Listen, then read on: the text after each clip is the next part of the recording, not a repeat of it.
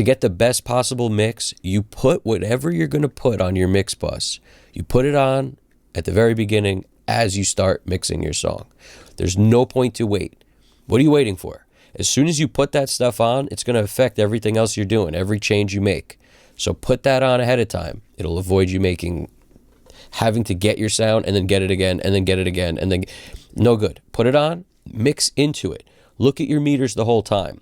A lot of people who just start working with a mix bus, they're jamming everything into it. So you got to monitor the meters as you go through, because if you're like, okay, the guitars need to be a little louder, or you make them louder, maybe you mess with the EQ on the guitars, maybe all right, the drums now need to come up a little, whatever. Okay, so now once you're like, okay, this is sounding better.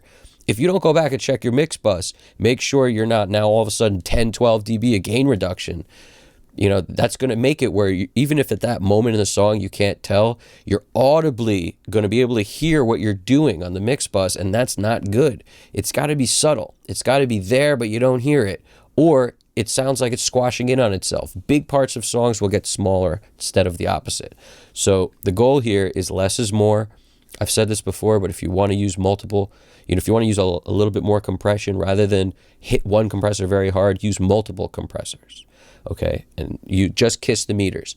Barely be moving that needle. If you're barely moving the needle, you're in a good shape where it won't be damaging what the sound is, at least. Okay, so start from there.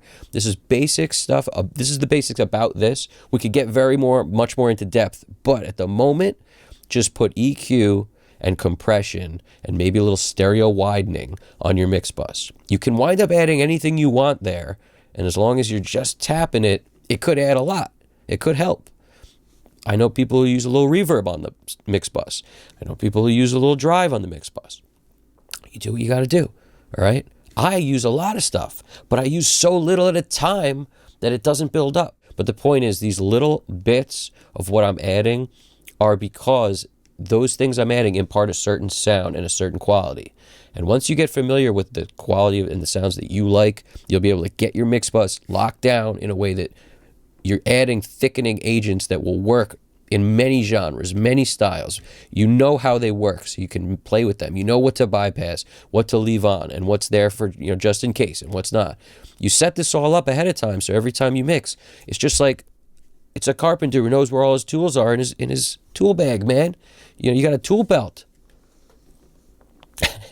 You can tell I'm not a carpenter.